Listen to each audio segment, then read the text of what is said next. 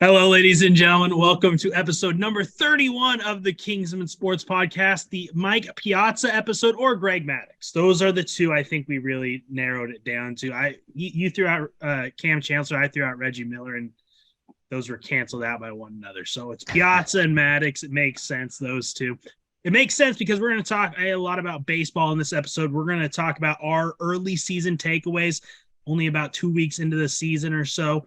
We got some thoughts on what we've seen so far. Plus, we're going to have Tristen hopping on to rank the top 5 quarterbacks coming out of college in this year's NFL draft. Him and I will debate that. And Jacob, you and I also have our Oakland Athletics Mount Rushmore / Philadelphia Athletics / Kansas City A's Mount Rushmore But as no well. Kansas City A's. Yeah, there was. Well, I mean, Reggie Jackson did play a year or two with Kansas City before they moved, so maybe. Maybe Okay. we'll leave that one. We're going to start, though, with what we've seen from baseball so far here in 2023. We're going to start right with the elephant in the room, the new rules. Of course, the pitch clock, bigger bases, and no more shift are the big ones. Jacob, you and I both have watched baseball our entire lives. We've learned how to watch it a certain way. This new way came in, it kind of threatened how we view baseball. I don't know what you're going to say about the new rules. I'm going to say I don't hate them nearly as much as I thought I was going to. I like the speed of the games. I love that stolen bases are back. The throwovers have not been as, effective in that aspect. It's not like guys are throwing over twice real quick and all of a sudden the runner has that advantage. It's normally one throw over and then the runner has an idea that they're going to go to the plate. So I think we'll see pitchers adjust in that aspect of it. But the pitch clock, I think the players really love it. I think it's not affecting the game as much as we had anticipated seeing it. The shift is the only one that I'm still like, I'm not a big fan of completely getting rid of it. Teams are still shading pretty heavy, having guys almost right behind second base without being right behind second base.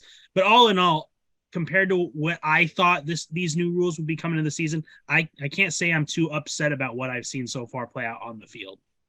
Yeah, to me, really, unless an umpire feels like, if I feel like the umpire is trying to be the main character and really call when I don't know, when it's borderline pitcher's starting to raise his leg right at that cutoff, or the Manny Machado thing, you could go both ways. Like, Manny Machado is the player that they're trying to discourage from doing the whole I'm going to do my batting gloves while I'm in the batting.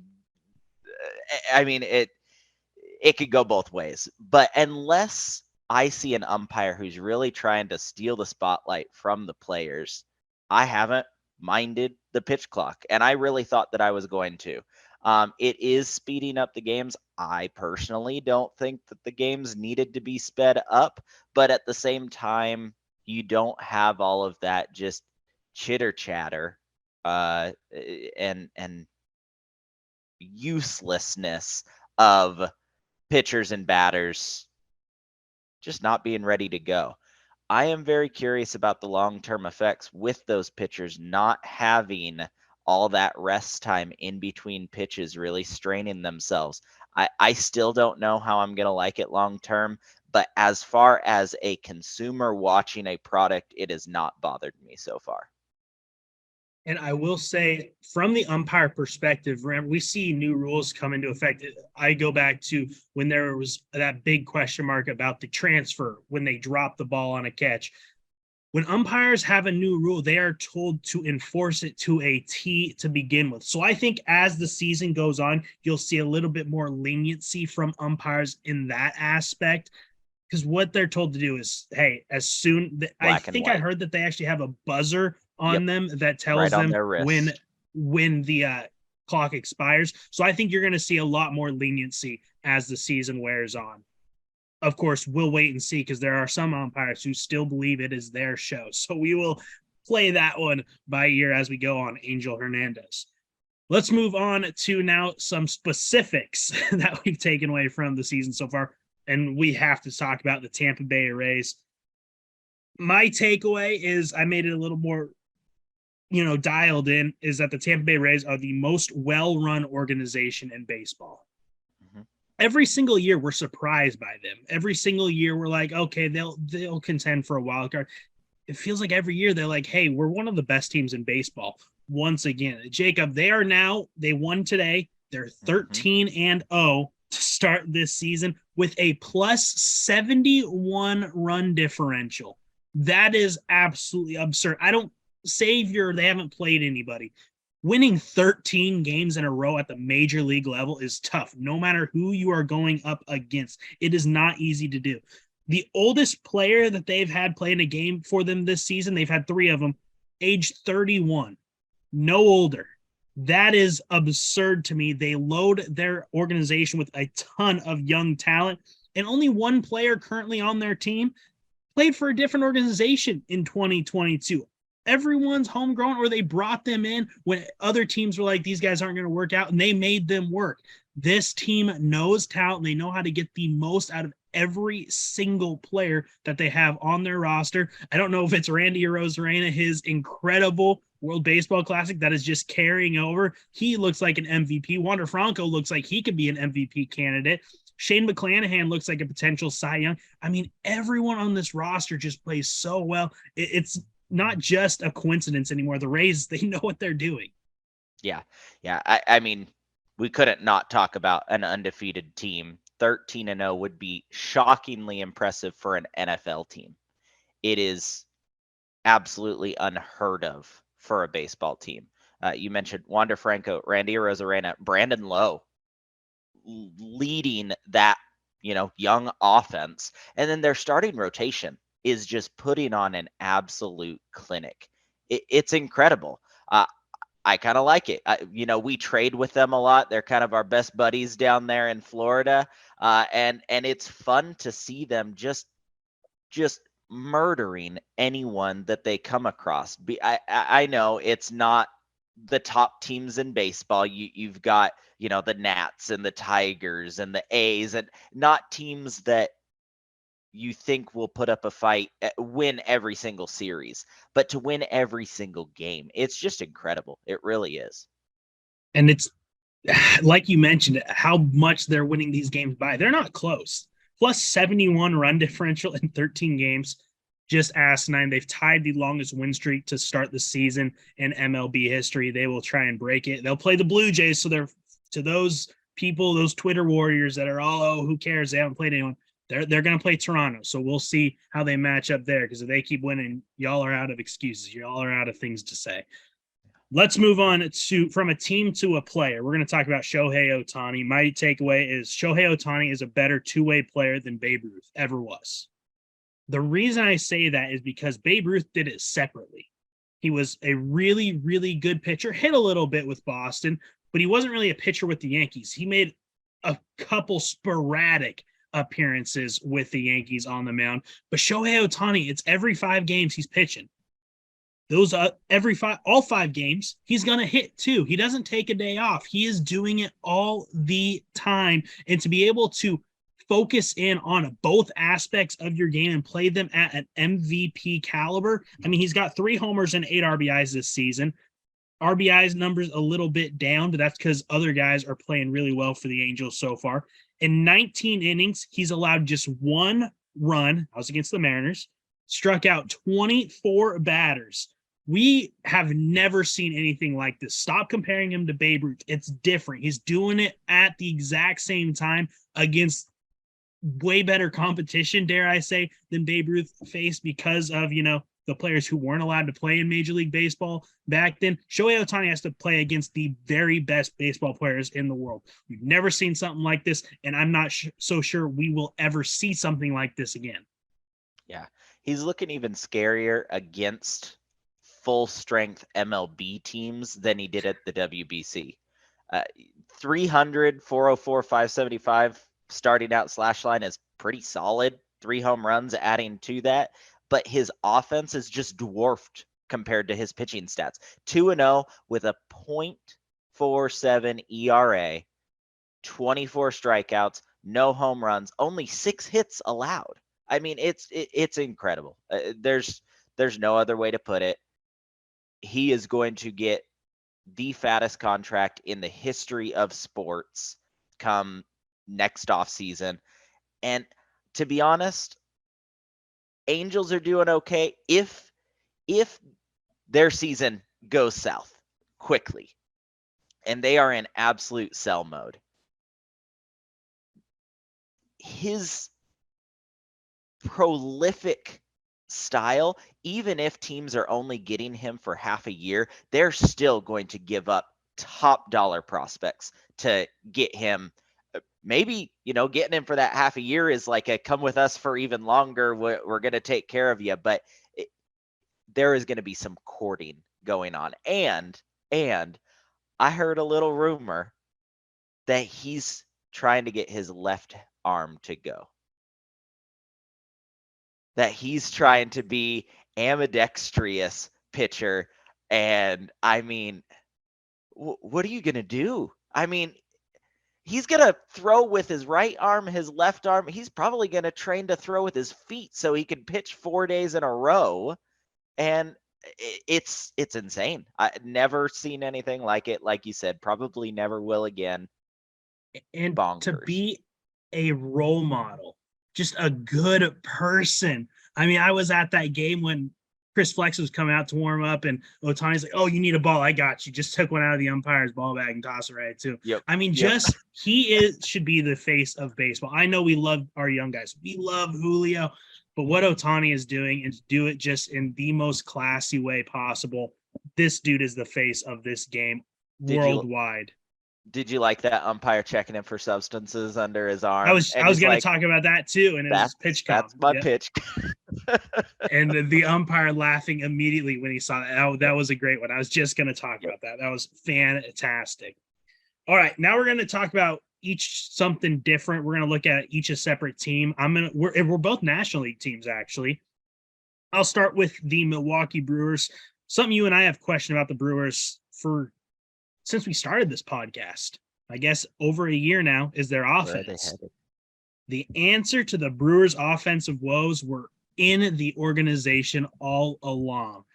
Rice Terang, Joey Wiemer, and Garrett Mitchell are 3 young guns who are coming out and balling out for the Milwaukee Brewers. Now, you're going to hear their numbers combined. It's not going to be anything that blows you away. 278 combined, 5 home runs, 15 RBIs. They don't have to be megastars with this pitching staff. Also, you got Brian Anderson and Willie Adames off to really good starts. They're driving in runs. You just have to get on base. And when teams are pitching around guys to face you, you have to make them pay for it. You have to keep them honest. And so far they are. They're all fast. They all have great defense. They're constantly on base. And again, with this rotation, you do not have to be world beaters to be able to have success with the Brewers. I'm starting to think we might have been a little bit wrong closing their window already. I think they've got a little ways to go if they want to win a World Series. They're playoff contenders from what I've seen so far, Jacob. You know who else is for sure a playoff contender, even though their record may not reflect it quite yet? The Mariners? San Diego. Yeah, no, we'll talk about the Mariners another time. They're in timeout right now. So except for Kelnick. Oh my goodness, that almost 500 feet. 482. That's some video game distance right there. So Maybe. no, I want to talk about San Diego a little bit because we talked about Tampa Bay not playing some of the hardest teams. San Diego is. They are playing some hard-fought baseball against the toughest teams in the league so far. What's really noticeable for me is every guy that they went out and got is performing like they want them to. When you're a new team and you're, hey, we're going after this guy, whether they're a superstar, whether they're a fill gap, you're hoping that they can take a step forward. When they first got Juan Soto towards the end of last year, it wasn't looking like he didn't get them where they wanted him to get them.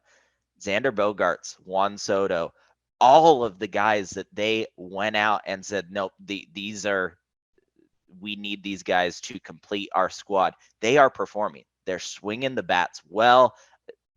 I mentioned Xander already at 4 home runs, Juan Soto already at 3, solid averages.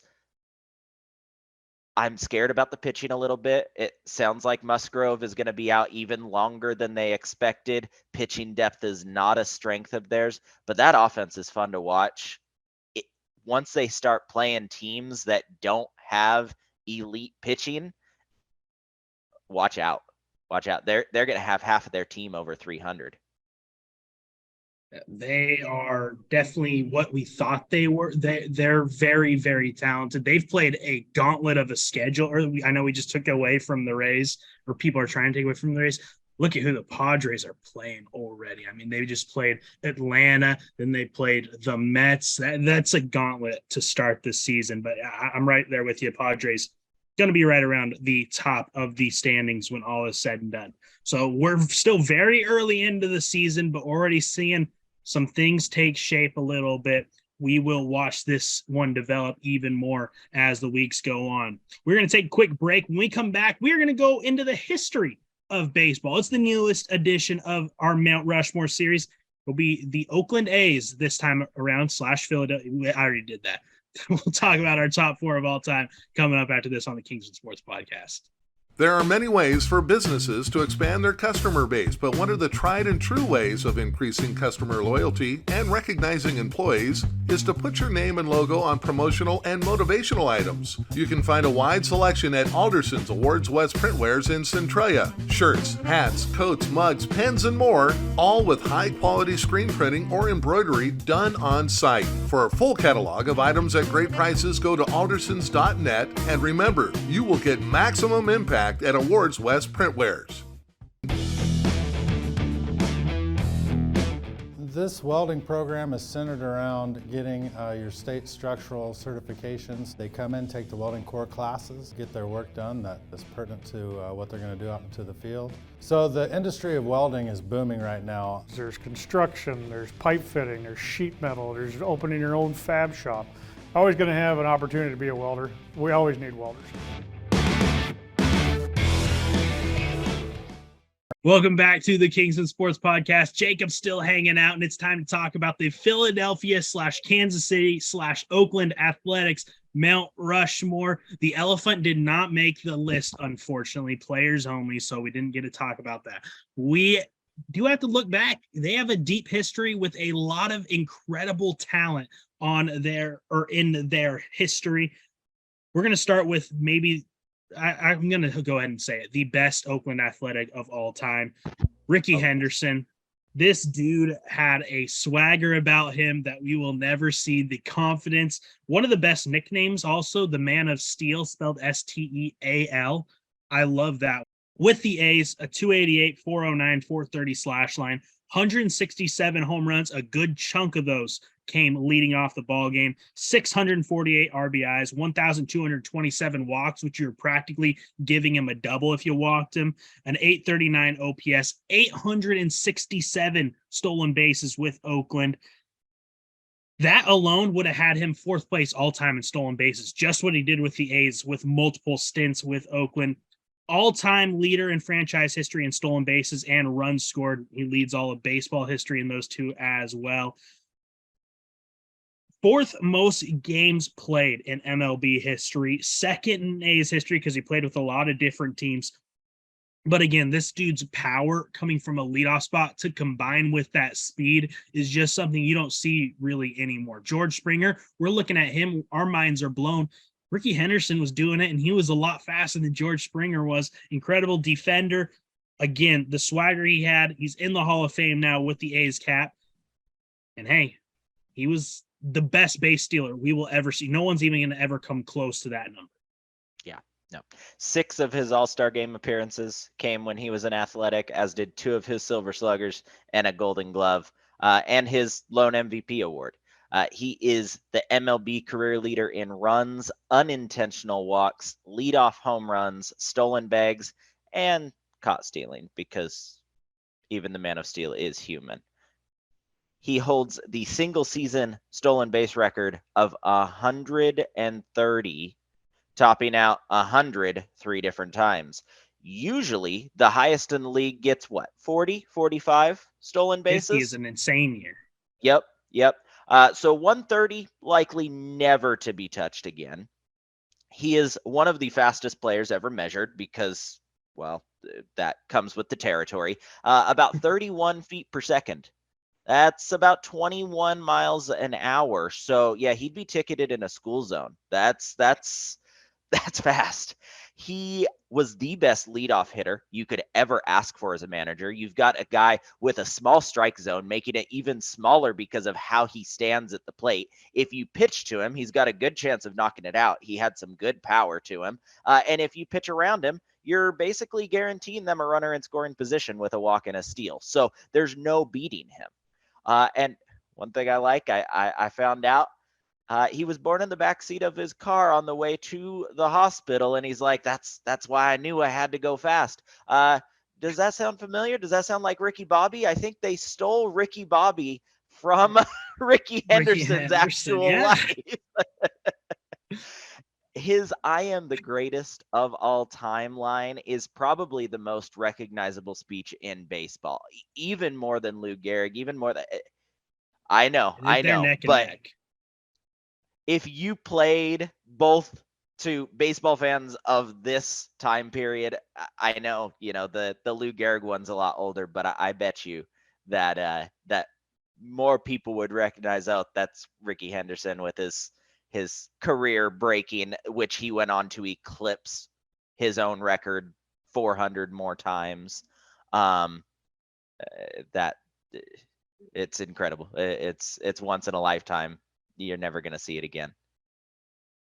Ricky Henderson, former Mariner too. Yep. You got to give him some Mariner. I thought he was going to go into the Hall as a Mariner. I'll be honest. I was feeling a little snubbed. Did you? Did you? Well, you have high hopes for it. Doesn't take much for you to want them in at the Hall as a Mariner, but we'll move on. We're going to go even farther back. Now we're going to go back to the Philadelphia Athletics. We're going to talk about Lefty Grove. Robert Moses Grove. That's the only time I'm going to say his actual name. It's going to be Lefty from here on. Yep. 195 career wins with Philly, a 2.88 ERA, a 1.25 whip, 1,523 strikeouts, 179 complete games. The thing that I saw about him, I know normally I let you have the accolades and, really dive into league leaders. But the fact that he led the league in ERA 5 times, 4 of them in 4 consecutive years, is mind-boggling. You won't see something like that very often. He was just absolutely filthy. Did it in a time where, it was still a kind of more offensive game, I guess. The Stars were more those offensive players, and he kind of was that breakout superstar for Philadelphia. Him and Jimmy Fox were those first 2 for them. Just a really, really nasty pitcher, and he was quiet about it. I mean, he never was the braggadocious type, just went out there, did his work, which you can say about a lot of guys from that time period, but he was the first real superstar in this franchise's history. Yeah. You kind of encroached on my territory, so I'm going to go with the stats a little bit too. You said 195 wins. I know you don't like mentioning the losses, only 79 losses. That's 0.712 win-loss record. That you don't see that at all. So that was cool to see. 179 complete games. I don't know if you mentioned that or not, but that's insane. And this was when they were just starting to give out more accolades.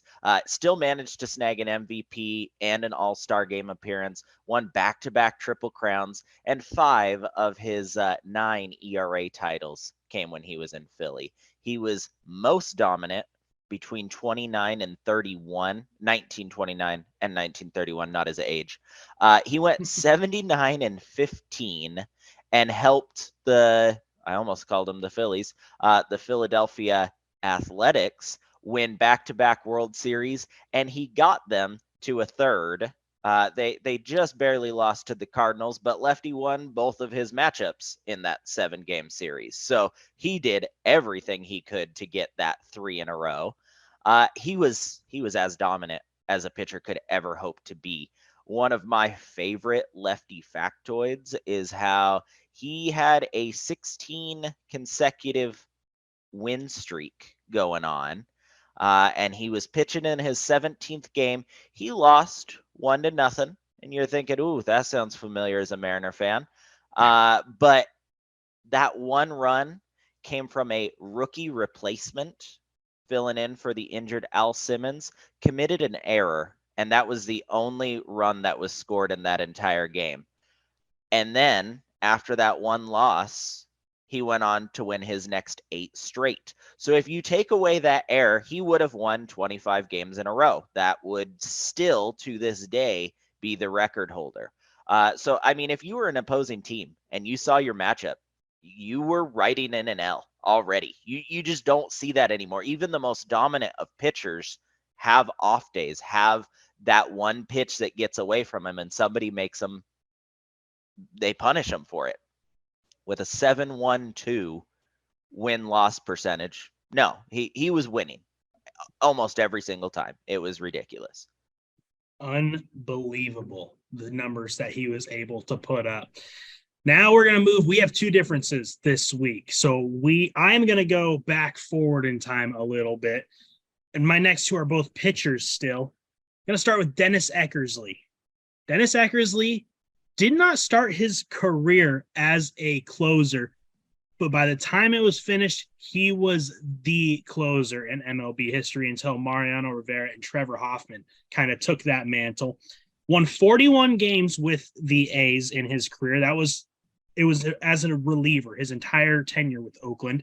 A 2.74 ERA, 0.953 WHIP. He was allowing less than a base runner every inning, so it was going to be a couple innings to get a base runner on him. 658 strikeouts, 320 saves with Oakland. Again, started as a starter to be able to transition to a closer. And this was before that closer position was really a big time deal. He was part of that group of guys that made it become a big deal, where teams started thinking, oh, if we have a really good guy that we can give the ball to in the 9th inning, we're going to be pretty set from there on. Franchise leader in saves, 9th in MLB history. Most games pitched in Oakland A's history. His strikeout to walk ratio, Jacob, was 7-1. He didn't walk guys. You're going to have to earn your way on. He was going to be in the strike zone, might leave the strike zone, but you were probably going to be swinging at that when he did. In the Hall of Fame, wearing an Oakland Athletic cap, and was a part of those teams in the 80s that were just plain dominant. Just an incredible career. Love listening to him as a broadcaster now. I know he does that with Boston, but man, his knowledge of the game, he really helped transcend the closer role in baseball. I like what you did there. No, I'm sticking with the Philadelphia days. There was so much talent in that old Philadelphia Athletics team. And I'm going with Eddie Plank. I thought when I was looking him up, I'm like, ooh, this might be our first 1800s guy.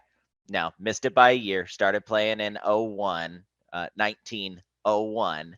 But 284, 162 win-loss ratio with a 2.39 ERA, 1.12 WHIP, 1,985 strikeouts with 362 complete games, including all 6 of his World Series starts. 74.5 wins above replacement, if you care for such things. He won 20 plus games in 7 different seasons with the Athletics. Now, he was around before most of the awards were ever dreamed up, but he was always at the top of the pack each and every year in handfuls of stats. What really separated him from the rest of the group to me was what other players of the time said about him. Because when people asked Babe Ruth who the hardest pitcher to hit was, he said Eddie Plank. When Ty Cobb was forming his all-time greatest team, Eddie Plank was his starter. Most batters called him the greatest pitcher they ever faced. And what was cool about it was he wasn't the fastest pitcher. He wasn't a flamethrower. He wasn't the strongest where, his bat makes up for it. He was the smartest pitcher ever. And his very unique release point, he almost invented that sweeping sideways curveball that was impossible for lefties to hit. And righties struggled with it as well. So just the amount of clout that he had from players in his era, I had to put him on the list.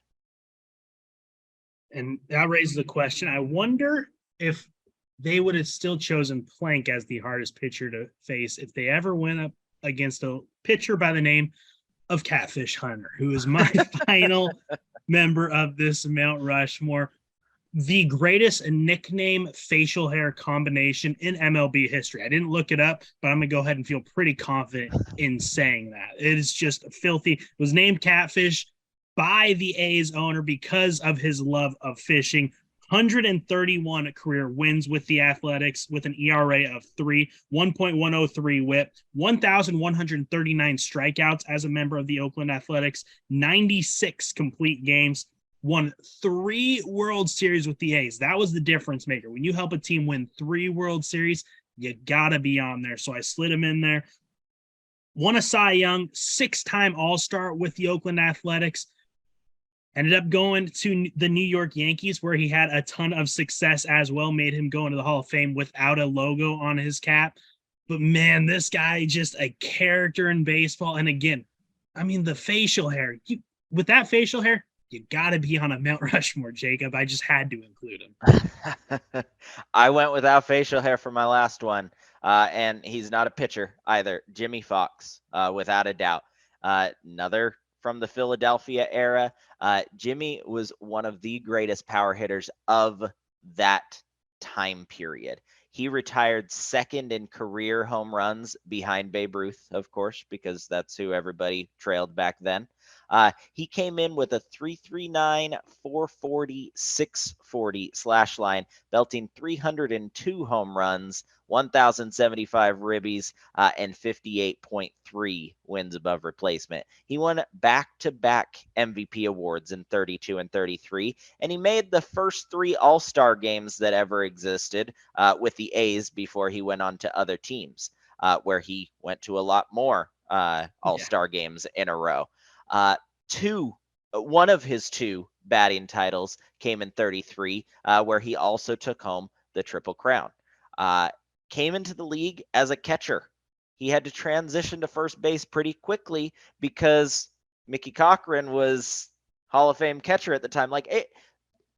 Philadelphia was just swimming with talent back then. Imagine, we got to figure out where to put this Hall of Famer because we've already got a Hall of Famer in their position.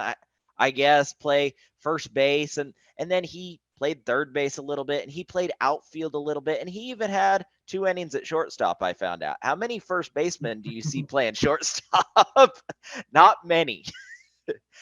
Just one of the best power hitters. His career was cut short due to health and personal life issues, but he certainly would have been really picking up those career benchmarks even more. One of very few players to play for both the Philadelphia A's and the Philadelphia Phillies from way, way back in the day.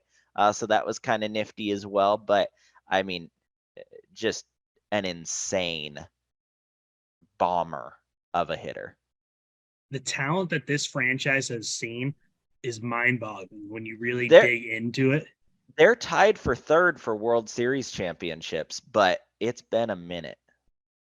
And you'd be surprised at how few Hall of Famers they have wearing their logos because guys jump to other teams and are just as successful. So it really is surprising when you dig into their history.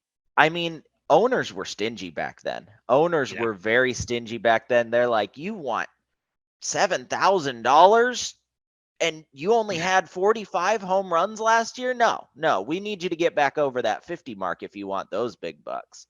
It was ridiculous. Big bucks back then. My honorable mentions, I had both Eddie Plank and Jimmy Fox on. I also had Reggie Jackson, Mark McGwire, and Vida Blue. I was disappointed that I wasn't able to slide in one of those Moneyball guys like an Eric Chavez, Jason Giannis, one of them guys. Barry Zito, Tim, I can just go on and on, but I had to cut it down to just 5 honorable mentions, the most I think I've ever had. If you put Giambi on the list. I think if we found any, Oakland A's fans would be very upset with you. So Well, I'm not worried. I also had Reggie Jackson, Mark McGuire, and Dennis Eckersley, of course. So there's our Mount Rushmore again. I had Ricky Henderson, Lefty Grove, Dennis Eckersley, and Catfish Hunter. Almost called him Jim there. Jacob, you also had Ricky Henderson, Lefty Grove, but then you went Eddie Plank and Jimmy Fox to wrap that one up. You almost said Jimmy Fox as your fourth because you knew it was the right call, is what I'm hearing. No, not at all. But next time we do a Mount Rushmore, which will be not next episode because we got a pretty heavy episode coming up with the draft. The next Mount Rushmore we do, though, it'll be the Brooklyn/LA Dodgers, and they have got a whole laundry list of nicknames before then. We're not going to mention all of them because we'll run out of time and I'll probably pass out. So Dodgers are coming up next. That one should also be a fun one with the history. There's only one guy that I know for a fact better be on both of our lists, or we are going to baseball jail and maybe actual jail. I'm not quite sure. Baseball hell. Both. Isn't that where? So we're just going to go to Oakland? Anyway, move on from that one. Coming up next, Tristan's going to hop on. We're going to talk about NFL quarterback prospects. We're going to rank our top 5. That's coming up next here on the Kingsmen Sports Podcast. Pacific Mobile Structures are big supporters of kids and athletics. If you are in need of temporary office space on a work site or for overflow space, or if your building is in need of major renovation, Pacific Mobile Structures can keep your company at work. Pacific Mobile Structures offers everything from traditional modular classroom space to complete multi-purpose college campus buildings, including Sage Classrooms, which combine the latest in healthy learning environments with the best in green building practices. Pacific Mobile Structures can also offer you permanent space for a fraction of the cost to build your own. Go online to check out Pacific Mobile Structures.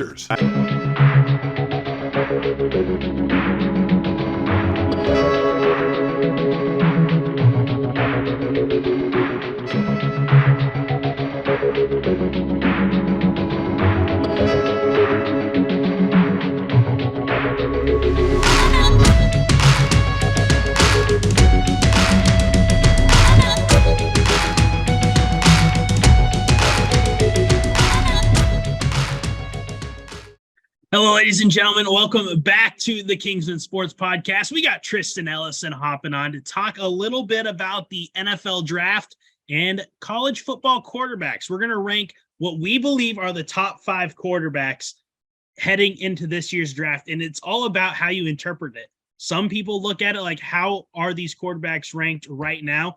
Both of us kind of went and looked at who could be more successful in the future, not who's ready to come in and win right now, but who we think could be the best in about 10 years or so, and who could fall flat. And I've got a pretty big omission, a guy who I just completely left off my list that's seen as, without question, a top 5, but I don't buy it. So we'll get into all of that here. We're going to start at number 1, where we are actually in agreement. We both have CJ Stroud from Ohio State. This dude's an absolute playmaker. He's a winner. That's all he ever does is win. Big games. He steps up in a big way every single time. Incredible accuracy. Very, very athletic. He can see defenses very well. This guy has all the tools already. As long as they don't rush him in and try and be in win now mode, I think CJ Stroud is going to have a ton of success, a la Joe Burrow. Most definitely. There's the success he obviously had in the semifinal game, which inevitably ended up losing to a very awful kick. But he was a Heisman runner-up, and in my opinion, I think he should have won the Heisman. He's had a lot of very good success, but I think it's going to be time for him to see if he can do it in the NFL without the Ohio State receiving corps, which I think he has every ability to do. Could potentially be, depending on where he goes, a year 1 starter. Hopefully not to a team that's not good like Houston or somewhere like that. But I think he's got a little bit more room for improvement, but he's still a very, very good quarterback. I got to say, I think I'd rather go to Houston than Carolina with where those teams sit right now. It is yikes when it comes to Carolina. But we both have CJ Stroud and we both have Bryce Young at number 2 from Alabama. Normally, I am a little hesitant to buy in on the Alabama quarterback hype, but this guy seems a little bit different. He seems more mobile than some of these other Alabama quarterbacks, and he had to kind of go out there and win some games with his team. They weren't just a loaded best roster without question. They had some struggles this year. Big time playmaker, though. Very, very smart, very intelligent kid. Just an all-around great quarterback. But again, you mentioned it with Stroud and Ohio State. Can he go out there and win without the Alabama talent, without Nick Saban around him? He's going to be on a team with a coach that's a step down from Nick Saban with the level of play at the NFL. But I think Bryce Young has all the tools to have a ton of success in the league. Yeah, I think he's very, maybe not necessarily exactly like printer copy of Kyler Murray, but he's got the mobility. He had a little bit of injuries this year, but he's had lots of success. He had the Heisman in 2021, balled out that year. This year was a little bit more of a quieter year, but I think that's more of a not necessarily the media showing it because of the previous Heisman type of thing. He still was very good, but on a roster that wasn't your typical Alabama roster. My one big thing with Bryce is why I didn't put him at 1 was because of his size. He's a very undersized quarterback, and I don't think that has been very well represented in the league. I mean, there was Russell Wilson, but was it Pete Carroll in the system, or was it just him being good? And we still, with his performance at Denver, don't know that answer yet. But yeah, my big thing with Bryce Young is definitely just the size. He's had lots of success and definitely has the ability, but we're going to see if he can hold up to the beating of an NFL season. Number 3, this is where we're going to veer off from one another a little bit. I went pretty bold here. I've got Hendon Hooker from Tennessee at 3.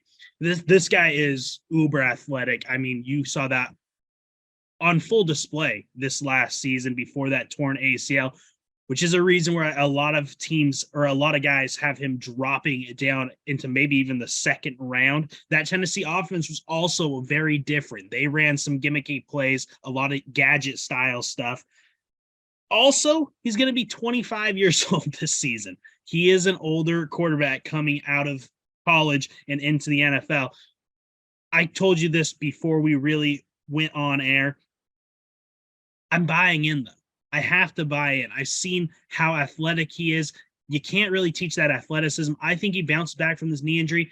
And I said to you that I think best case scenario for Hendon Hooker is he drops down late in first round. I think Seattle should try and snag him up. I think his fit with the Seahawks system, he's very Russell Wilson-esque, but better arm, bigger, stronger.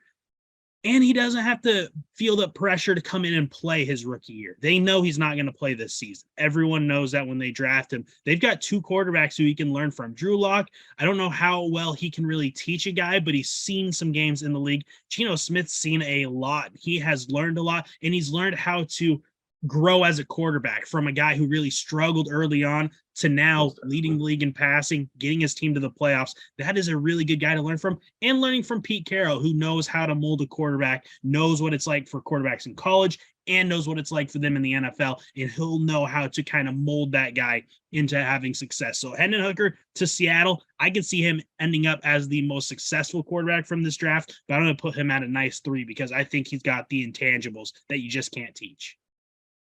Yeah, I agree. I think Hendon Hooker is a very good quarterback, but at my 3 spot, I got Anthony Richardson for almost the same reasoning, is because his performance on the field might not be what you would think would be a top 3 quarterback, but his physical ability, the stats he was putting up at the combine, his physical performance has been so out there and like just crazy that you would like his upside, I think, is the highest in the draft and could be, like you were saying, if he's not going to be a year 1 starter. That's just how it is. He's not refined enough.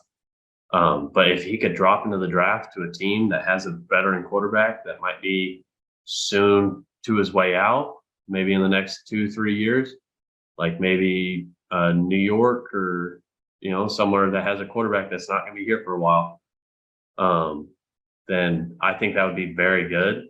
On the downside, though, I think he has a very low bottom, but I would almost bet that the high would be very, very high.